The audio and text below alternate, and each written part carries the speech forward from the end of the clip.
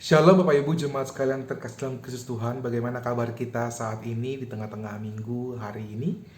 Saya harap semuanya dalam keadaan baik, dalam lindungan dan dalam naungan Tuhan. Setiap kita selalu merasakan jamahan tangan kasih Tuhan dalam kehidupan kita. Terima kasih bahwa sampai hari ini kita masih bisa bertahan dan terus mau berjuang, memperjuangkan setiap kehidupan dan terus menjadi berkat dalam kehidupan kita.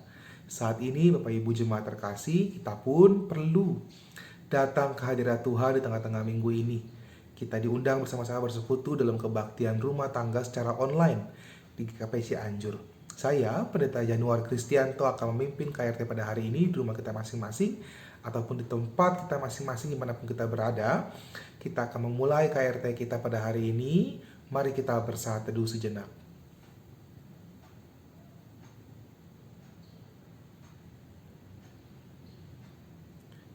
Saat teduh selesai, kita bersama-sama akan memulai ibadah kita bersama kebaktian rumah tangga di Gereja Kristen Pasundan Jemaat Cianjur pada hari ini.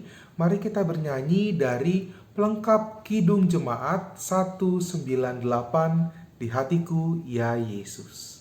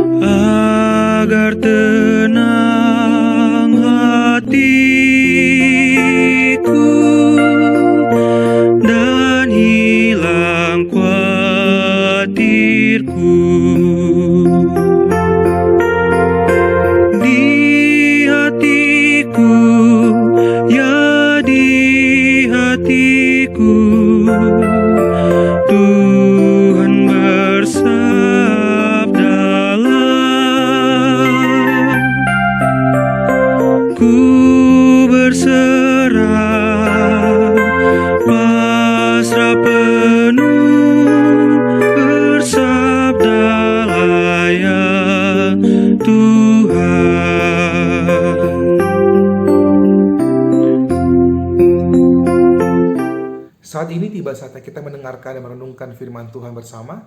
Tapi sebelum kita mendengarkan dan merenungkan firman Tuhan pada saat ini, saya mengajak kita semua untuk mempersiapkan hati dan pikiran kita. Mari kita berdoa. Kristus Tuhan, Allah yang menjaga dan menjamah kehidupan kami. Terima kasih untuk kesehatan, terima kasih untuk penyertaan, terima kasih untuk berkat-Mu yang selalu tersedia dalam kehidupan kami. Sehingga saat ini ya Bapa, kami bisa beribadah di tempat kami masing-masing secara online. Pimpin kami Kristus, urapi kami ya Allah. Engkaulah satunya pelindungan kami. Biarlah kami memahami firman-Mu dalam kehidupan kami sehingga kami dapat melakukannya. Sertai kami, urapi hati, pikiran, dan tindakan kami sehingga firman-Mu terus bertumbuh dalam kehidupan kami. Dan biarlah firman-Mu menjadi kekuatan dalam kehidupan kami untuk melalui hari-hari ini. Berkati pula hamba-Mu yang akan membawakan firman Tuhan. Kiranya Kau mengurapi hati, mulut, dan pikirannya, sehingga apa yang boleh disampaikan menjadi kekuatan bagi seluruh umat Allah yang mendengarkannya. Terima kasih ya Kristus, inilah doa, syukur, dan permohonan kami. Amin. Firman Tuhan pada hari ini diambil dari Efesus 4 ayat 25 sampai dengan 32, dilanjutkan pasal 5 ayat 1 dan 2. Efesus pasal 4 ayat 25 sampai Efesus pasal 5 ayat 2. Saya akan membacakan untuk kita sekalian demikian. Karena itu buanglah dusta dan berkatalah benar seorang kepada yang lain, karena kita adalah sesama anggota. Apabila kamu menjadi marah, janganlah kamu berbuat dosa. Janganlah matahari terbenam sebelum padam amarahmu, dan janganlah beri kesempatan kepada iblis. Orang yang mencuri, janganlah ia mencuri lagi. Tetapi baiklah ia bekerja keras dan melakukan pekerjaan yang baik dengan tangannya sendiri, supaya ia dapat membagikan sesuatu kepada orang yang berkekurangan. Janganlah ada perkataan kotor keluar dari mulutmu, tetapi pakailah perkataan yang baik untuk membangun di mana perlu, supaya mereka yang mendengarkannya beroleh kasih karunia. Dan janganlah kamu mendukakan Roh Kudus Allah yang telah memeteraikan kamu menjelang hari penyelamatan. Segala kepahitan, kegeraman, kemarahan, pertikaian dan fitnah hendaklah dibuang dari antara kamu. Demikian pula segala kejahatan.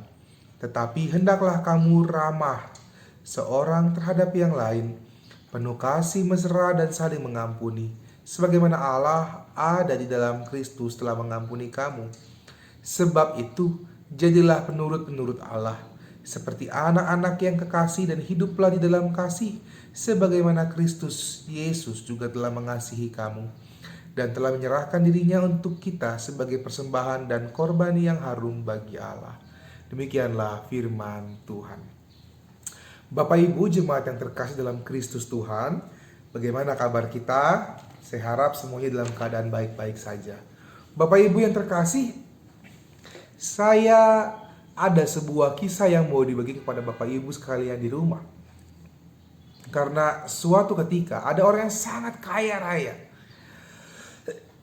Dia bisa membeli apapun dengan apa yang dia miliki. Dengan hartanya, dengan apa yang dia miliki, dia bisa membeli apapun. Tapi suatu ketika, si orang kaya ini sakit. Orang ini sakit, kemudian dia mengundang semua dokter, dia mengundang semua tabib, tapi tidak ada satupun orang yang bisa menyembuhkan dia. Justru ketika orang datang ngasih sugesti, ngasih obat, ngasih apa, justru sakitnya makin parah. Akhirnya datanglah seorang tabib terakhir yang dipercaya sama dia. Kemudian seorang tabib itu berkata kepadanya dan mengungkapkan bahwa sumber sakit dari orang kaya ini adalah matanya. Kenapa? Karena ternyata dari mata sebelah kanannya itu mempengaruhi otaknya, cara berpikirnya, mempengaruhi tubuhnya dia, sehingga membuat dia hanya bisa berkonsentrasi pada satu warna, gitu ya. Jadi matanya tidak membuat dia tidak bisa melihat warna hijau selain warna hijau, gitu ya. Akhirnya karena dia banyak uang begitu, dia meminta orang untuk mengecat semua menjadi warna hijau. Karena dia nggak bisa melihat hijau begitu ya. Kalau dia ketemu orang, ketemu apapun harus pakai hijau warnanya, harus sama dengan warna hijau gitu ya. Karena bajunya dia pun yang warnanya merah diganti warna hijau gitu ya. Karena tapi akhirnya si tabib ini berkata, "Kenapa engkau mengganti semuanya menjadi warna hijau? Kenapa engkau mengubah yang ada di depanmu, padahal dirimu yang bermasalah?" Kata sang tabib, "Kenapa engkau nggak membeli kacamata warna hijau saja, supaya engkau bisa berkonsentrasi dengan warna hijau? Kenapa engkau sibuk mengurus orang lain, engkau sibuk mengubah yang di luar dirimu, tapi dalam dirimu nggak kau lihat?" Bapak Ibu jemaat terkasih dalam Kristus Tuhan, kisah yang tadi itu ketika orang kaya mengubah warna hijau karena nggak sesuai dengan apa yang diharapkannya, terkadang itu menjadi sifat dari diri manusia. Setiap kita manusia. Karena apa?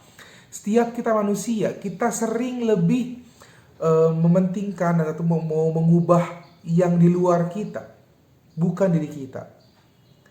Kadang kalau kita ingin lebih baik, kita pengen lebih benar, kita pengen hidup lebih sukses, kita pengen hidup lebih kaya, kita pengen hidup lebih bahagia daripada yang lain, kita sibuk mengubah apa yang ada di luar diri kita. Kita sibuk memperhatikan apa yang di luar diri kita. Memperhatikan orang lain, ngomongin orang lain, sibuk ngurusin hidup orang lain. Namun kita lupa sebagai orang percaya bahwa harusnya kita fokus mengubah diri kita. Karena dengan kelemahan kita, dengan kekurangan kita, dengan segala hal yang kita kurang dalam diri kita nggak akan pernah bisa mengubah hal yang besar di luar sana. Namun kita bisa mengubah perspektif kita bisa mengubah diri kita bisa mengubah cara berpikir kita tentang orang lain. Meskipun kita nggak suka sama dia, Meskipun itu menjadi hambatan buat kita, itu menjadi sebuah tantangan kita untuk bisa lebih maju ke depan lebih baik. Hari ini kita diingatkan, Bapak, Ibu, dan saya diingatkan bersama tentang hal-hal yang lebih penting untuk mengubah diri kita. Dan sebagai orang percaya, Rasul Paulus mengingatkan kita mengenai jemaat di Efesus, bagaimana orang-orang yang percaya haruslah mengubah diri mereka. Haruslah melihat iman mereka, melihat kepercayaan mereka, bukan orang lain. Bagaimana mereka orang-orang yang sudah diubahkan dan mengenal Tuhan, haruslah memiliki perubahan diri, haruslah menjadi manusia-manusia yang baru dalam Tuhan. Hari ini menekankan, pembacaan firman hari ini menekankan bahwa sebagai orang percaya perlu perubahan. Perubahannya bukan kita mengubah orang lain, tapi mengubah diri kita. Contohnya, mengubah perkataan. Yang tadinya ngomong kasar, ngomong kotor, berubah sikap itu. Perbuatan-perbuatan kita ketika kita menjadi manusia-manusia yang baru, sehingga kita diperbaharui oleh Roh dalam pikiran, dalam tindakan kita, sehingga pembaharuan itu nyata dalam kehidupan kita. Kita nggak menjadi orang-orang yang bersaksi dusta, nggak menjadi orang yang suka berbohong, nggak menjadi orang yang suka menyingkirkan kebenaran seperti ayat 25. Karena ketika ada banyak kepalsuan, kebohongan, itu akan menyulitkan kita, karena kebohongan seperti domino. Bapak Ibu tahu domino ya, yang kalau dijatuhin satu beruntun ke yang lain. Begitulah kebohongan. Sekali kita bohong, kita nggak akan pernah berhenti berbohong. Karena itu hidup dalam kejujuran sebagai orang-orang yang percaya. Rasul Paulus mengarahkan jemaat di Efesus maupun kita saat ini untuk bisa melihat hal-hal yang baik tersebut sebagai sebuah cara Tuhan untuk memproses hidup kita dalam ketekunan, dalam doa, dalam berserah kepada Tuhan. Supaya apa? Supaya jangan iblis menguasai kita. Karena ketika kita membuka celah bagi iblis, iblis akan masuk dalam kehidupan kita, merasuk dalam kekuatan kita, akan membuat kita semakin lemah, semakin tidak bisa melakukan kebaikan, semakin tidak bisa menjadi orang-orang yang diperbarui dalam Kristus Tuhan. Karena itu kita akan menjadi orang yang cenderung cepat tersinggung, lebih marah, gampang melihat sesuatu yang emosi-emosi. Karena apa? Karena kita tidak mengubah diri kita, tapi kita mengubah orang lain. Itu sulit. Biarlah orang lain menjadi bagian Tuhan, namun diri kita bisa kita ubah. Cara berpikir kita, cara kita melihat dunia ini, cara kita melihat beriman. Jangan sampai cara kita beriman menjadi sebuah cara beriman yang salah, membuat kita justru jatuh ke dalam dosa. Itu dalam kepalsuan, kebohongan dunia. Dan itu akan membuat kita dalam kesulitan. Sehingga karena itu kita perlu melihat dan menutup celah itu supaya kita bisa memandang hal-hal yang baik bersama-sama dengan Tuhan. Karena itu perbuatlah hal-hal yang baik bersama-sama dengan Tuhan. Perbuatlah hal-hal yang benar seturut dengan firman Tuhan, sehingga kita menjadi penurut-penurut Allah. Karena pengenalan akan Allah yang baik akan menuntun kita pada hal-hal yang baik juga.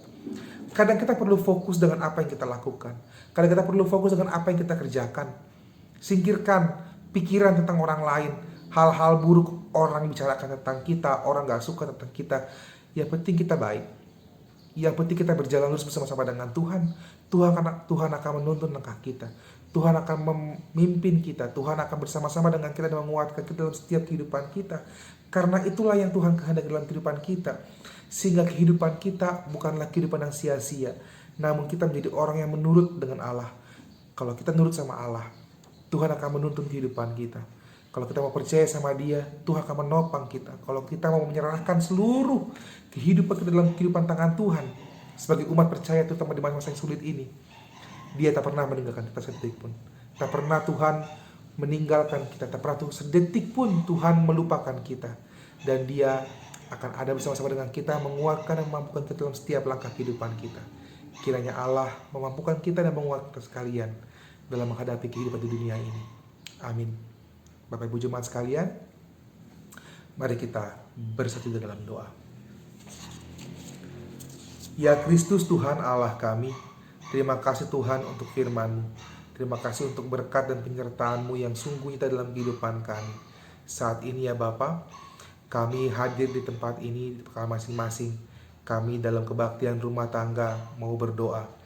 Biarlah Tuhan kuatkan dan mampukan kami, agar kami menjadi orang-orang yang penuh dengan kekuatan, penuh dengan penghiburan, penuh dengan harapan bahwa Tuhan akan selalu menuntun dan menopang kami, bahwa Tuhan akan selalu ada bersama-sama dengan kami, tak pernah meninggalkan kami sedetik pun. Kami mau menjadi penurut-penurut Tuhan. Kuatkan kami Kristus, sertai kami ya Bapa. Kami yakin kuasa-Mu akan menguatkan dan menyertai kami dalam setiap pergumulan kehidupan kami. Berkati keluarga kami Tuhan, anak-anak kami, pasangan kami, cucu, menantu. Engkaulah yang bersama-sama dengan kami. Engkaulah yang menjaga kami dalam setiap kehidupan kami. Di tengah-tengah masa sulit ini Tuhan, kami serahkan kehidupan kami dalam tangan kasih-Mu ya Bapa. Kami yakin Engkaulah yang menjaga dan mencukupkan kami. Berkati kami Tuhan, sertai kami Kristus. Berkati gereja-Mu, Gereja Kesepasunan Jemaat Cianjur, dalam setiap pergumulan kehidupan kami. Kami berdoa untuk orang-orang yang berduka, untuk orang-orang yang merindukan ketenangan batin, untuk orang-orang yang berjuang dalam kehidupan mereka, dalam ekonomi, dalam keluarga. Engkaulah yang menopang dan menyertai saudara kami terkasih. Pimpin kami ya Bapa, sertai kami Kristus, urapi kami, sembuhkanlah bangsa kami, pulihkanlah keadaan kami semua Tuhan. Kami rindu untuk berkumpul, kami rindu untuk bersama-sama memuji muliakan nama Tuhan, karena kami yakin kuasa-Mu sungguh nyata. Engkau pun akan memuliakan dan menyertai kami. Biarlah kami menjadi saluran berkat dimanapun kami berada, dan kami menjadi penurut-penurut firman Allah dalam kehidupan kami. Terima kasih Tuhan untuk kasih penyertaan Tuhan. Inilah doa, syafaat dan permohonan kami. Kami naikkan saudara dalam tangan kasih Kristus. Jagalah dan topanglah kami. Padamu-lah kami berdoa dan bermohon. Inilah doa kami tutup doa kami bersama-sama dengan doa kami demikian. Bapa kami yang di sorga, dikuduskanlah nama-Mu. Datanglah kerajaan-Mu, jadilah kehendak-Mu di bumi seperti di surga. Berikanlah kami pada hari ini makanan kami yang secukupnya, dan ampunilah kami kesalahan kami, seperti kami juga mengampuni orang yang bersalah pada kami. Dan janganlah membawa kami dalam pencobaan, tetapi lepaskanlah kami daripada yang jahat. Karena Engkau yang punya kerajaan dan kuasa dan kemuliaan sampai selama-lamanya. Amin. Bapak Ibu jemaat yang terkasih dalam Kristus Tuhan, kita akan menutup kebaktian rumah tangga kita pada hari ini. Mari kita bersama-sama bernyanyi dari PKJ 179, Kasih Paling Agung.